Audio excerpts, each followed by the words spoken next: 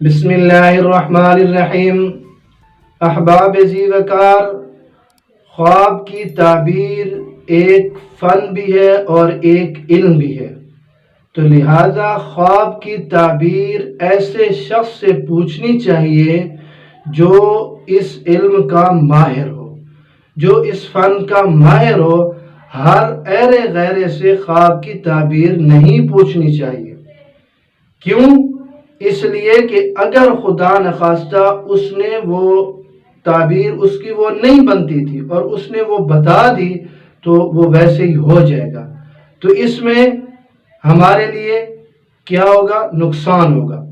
حضرت امام جعفر صادق رحمۃ اللہ علیہ فرماتے ہیں کہ 4 قسم کے لوگ ہیں جن سے خواب کی تعبیر نہ پوچھی جائے۔ خواب کی تعبیر ان 4 قسم کے لوگوں سے پوچھنا منع ہے، کیونکہ انہوں نے آپ کو جیسے بتانی ہے پھر ویسے ہی ہو جانا ہے، جو آپ کے لیے نقصان کا باعث بن سکتا ہے۔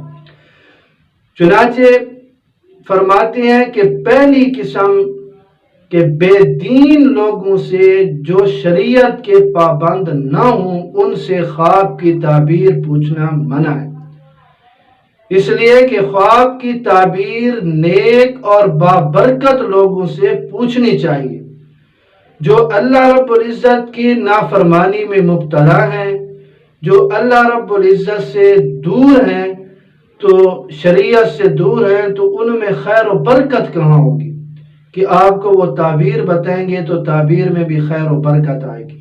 لہذا بے دین لوگ جو شریعت سے ناواقف ہیں، جو شریعت کے پابند نہیں ہیں، ایسے لوگوں سے خواب کی تعبیر نہیں پوچھنی چاہیے۔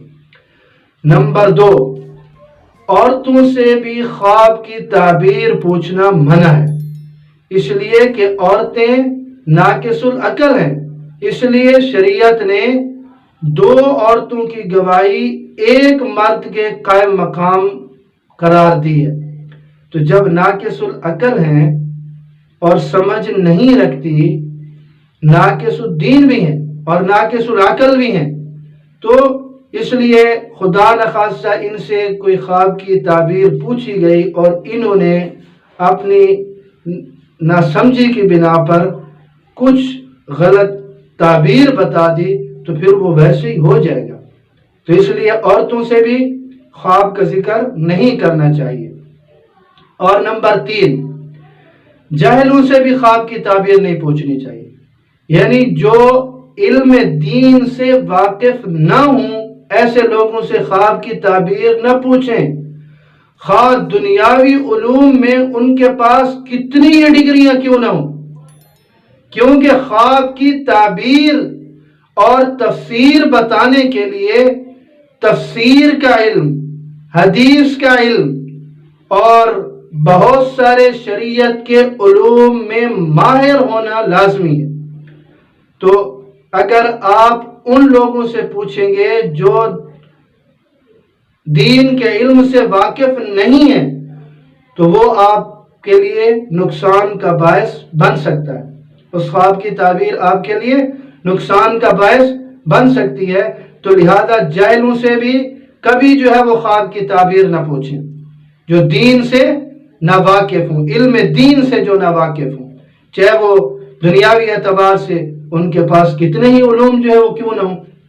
نمبر 4، دشمنوں سے بھی خواب کی تعبیر نہیں پوچھنی چاہیے، اس لیے کہ دشمن آپ کا کبھی بھی بھلا نہیں چاہے گا، خیر آپ کے لیے کبھی دشمن نہیں چاہے گا۔ تو اس لیے دشمن کے سامنے خواب کا ذکر کرنا، خواب کا تذکرہ کرنا، اس سے احتیاط کریں اور دشمن کے سامنے خواب کا ذکر نہ کریں۔ خدا نخواستہ اگر اس نے تعبیر بتا دی تو اب ظاہر بات ہے جو آپ کا دشمن ہے وہ آپ کو اچھی تعبیر کبھی بھی نہیں بتا سکتا، وہ جب بھی بتائے گا تو غلط تعبیر بتائے گا جو آپ کے لیے نقصان کا سبب ہوگی۔ اور ان شخصوں سے، یعنی جو بے دین لوگ ہیں یا عورتیں ہیں یا جاہل ہیں یا دشمن ہیں، ان سے اگر آپ نے خواب کی تعبیر پوچھی اور انہوں نے بتا دی تو پھر وہ ویسا ہی ہوگا۔ اور اس پر دلیل سورہ یوسف آیت नंबर 41 है। सैयदना यूसुफ अलैहिस्सलाम ने क्या फरमाया, क़ुज़ियल अम्रुल्लज़ी फ़ीही तस्तफ्तियान, कि ए मेरे जेल के दोस्तों, जिस चीज की ताबीर तुमने पूछी है वो अल्लाह के हुक्म से वैसे ही वाक़े होगी। अब मसलन इसकी एक मिसाल देता हूं कि एक आदमी ने ख्वाब देखी और ख्वाब में वो क्या देखता है कि उसका एक पाँव मशरिक में है और एक पाँव मगरिब में है। अब किसी के सामने ऐसे कोई जाहिल किस्म का आदमी था या बेदीन किस्म का था या दुश्मन था, तो उसके सामने उसने इस ख्वाब का तज़किरा कर दिया। अब उसने क्या ताबीर बताई, वो कहने लगा, ओहो, आप दरमियान से फट क्यों नहीं गए कि एक पाँव आपका मशरिक में और एक पाँव आपका मगरिब में। तो लिखा है कि वो आदमी उसी वक्त दरमियान से फट गया, वो चिर गया और उसकी मौत वाक़ई होगी। हालांकि इस ख्वाब की ताबीर तो बादशाहत का हासिल होना है, यानी इतनी अच्छी ताबीर को इतना बुरा उसने बता दिया। ये है क़ुज़ियल अम्रुल्लज़ी फ़ीही तस्तफ्तियान, कि जैसे जिस चीज की ताबीर तुमने मुझसे पूछी है वो अल्लाह के हुक्म से ऐसे ही वाक़ई होगी। तो इसलिए एहतियात फरमाएं, इन 4 किस्म के लोगों से ख्वाब की ताबीर कभी न पूछें।